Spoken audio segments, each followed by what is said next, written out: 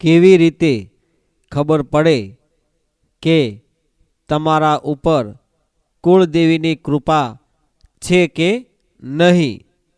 તમારા કુળદેવીના અસીમ આશીર્વાદ તમારા ઉપર છે કે નહીં એવી તમને જાણ કઈ રીતે થાય?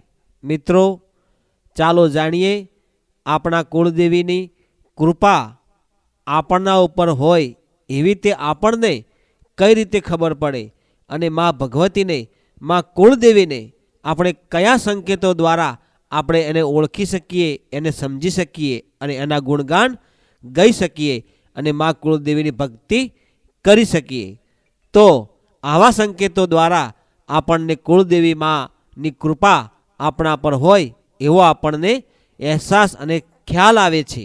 મિત્રો, જ્યારે આપણને એવું લાગે કે મારા ઉપર કુળદેવીની કૃપા છે કે નહીં, એવી જો તમારે ખબર પાડવી જ હોય અને તમારે જાણવું જ હોય કે આપણા જે કુળદેવી છે, જે બી હોય, તમને એવું જાણવું જ છે કે મારા ઉપર કદાચ માતાજીની કૃપા નહીં હોય, તો એવું જાણવાનું જો તમને ઈચ્છા થાય, તમારો ભ્રમ થાય, વહેમ હોય અને જાણવું જ હોય, તો કુળદેવીને જઈને તમે એટલું પ્રાર્થના કરજો, બે હાથ જોડીને વિનંતી કરજો કે માં, ખાલી એક દિવસ માટે તું તારો હાથ મારા ઉપરથી લઈ રહી અને મારી રક્ષા મત કરજે, નહીં કરજે.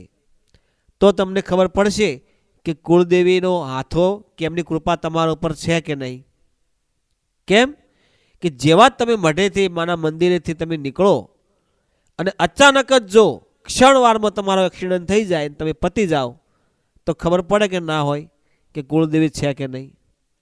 તમારા ઉપર અણધારી વિઘ્ન આવી જાય અને તમે આ સંસાર છોડી અને ફટ દિન જતા રહો, પછી ખબર પડે કે ના પડે કે આટલા દિવસ સુધી, આટલા વર્ષો સુધી આપણા પેઢીને સાચવનારી આપણી કુળદેવી જ છે. માં કુળદેવી જ સાચવે, બાકી દુનિયામાં કોઈ તમને સાચવવાળું મળ્યું નથી. તમારા પેઢીને, તમારા વંશ પરંપરાગતને આગળ વધારે એમાં કુળદેવી, એ મારે નહીં પણ તારે.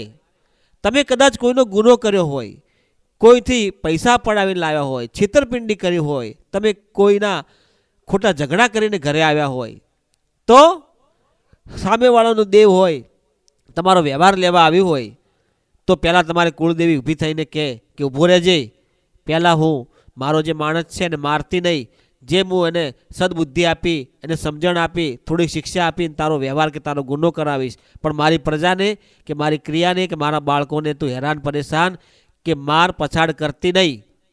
આ કુળદેવીની કૃપા હોય. ભલે તમે કોઈનું છિતરપિંડી કરીને લાયા હોય ને, તોય માં કુળદેવી બચાવશે.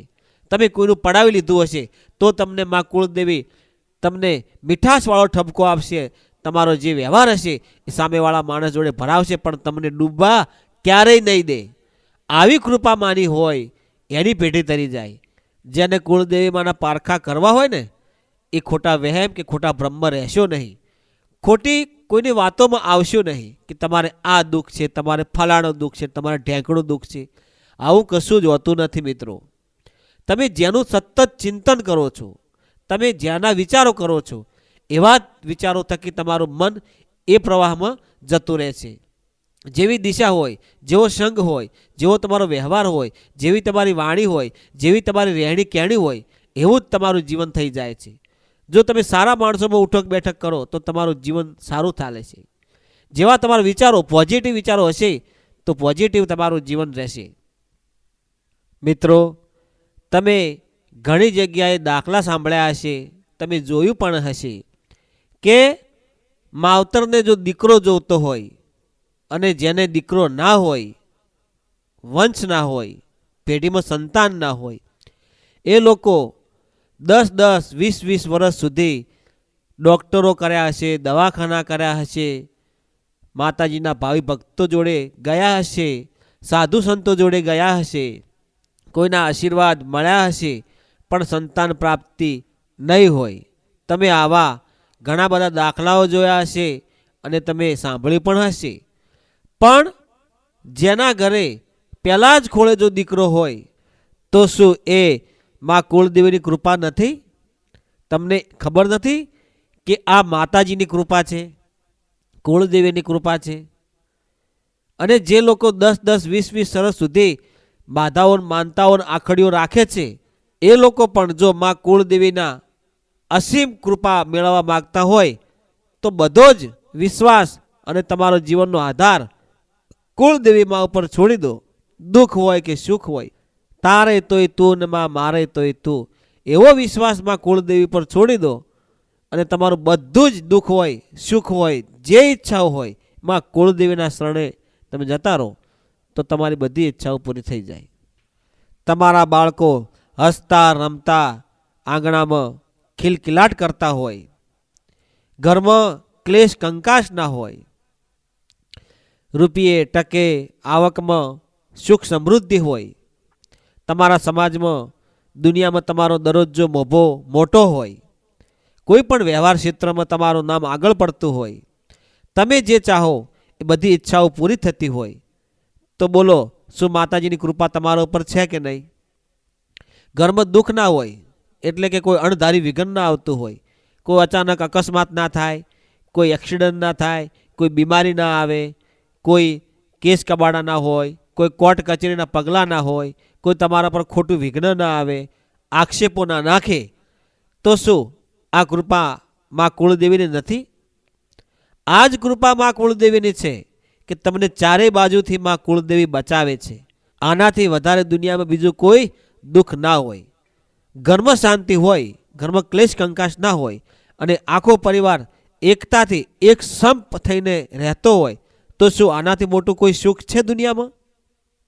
સારી રીતે બાળકો ભણે છે, બાળકોના લગ્ન થઈ ગયા છે, ધંધો સારો ચાલે છે, વેપાર સારો ચાલે છે, બધી જગ્યાએથી તમારું ઇજ્જત માન મર્યાદા સચવાઈ રહે છે, તો શું આ કૃપા કુળદેવીની નથી?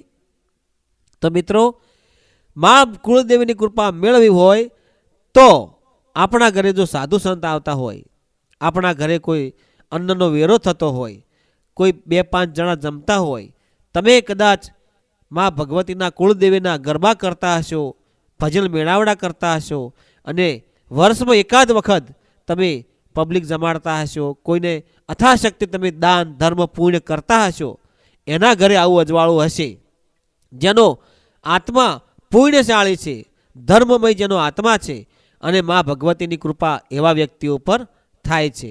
એટલા માટે હું મારા દરેક વિડીયોમાં તમારા જેવા ભાવિ ભક્તોને હું વિનંતી કરું છું કે બની શકે તો જીવનમાં ધર્મ કરજો, કોઈની મદદ કરજો, કોઈની વારે ચડજો.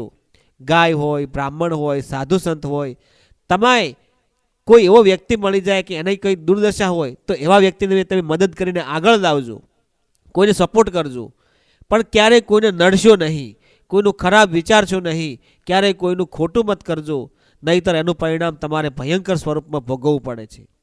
જો તમે કોઈને નડ્યા તો તમને 10 ગણું નડતર તમને થાય, અને જો તમે કોઈનું સારું કરો તો એનાથી 10 ગણું વળતર તમને કુળદેવીમાં પાછું આપશે. એટલા માટે સારા જ કાર્યો કરજો અને સારા માર્ગ ઉપર રહેજો, સારી વાણી બોલજો, સારા વિચાર રાખજો, એમ તમારા જીવનને તમે ધન્ય બનાવજો, એવી હું આશા આપ તમામ મિત્રો જોડેથી રાખું છું. આ વિડીયો તમે કયા ગામથી જોઈ રહ્યા છો, કયા જિલ્લા તાલુકામાંથી જોઈ રહ્યા છો, એ કોમેન્ટ બોક્સમાં લખજો, તમારા કુળદેવીનું નામ લખજો. જય ગુરુદેવ, જય માતાજી.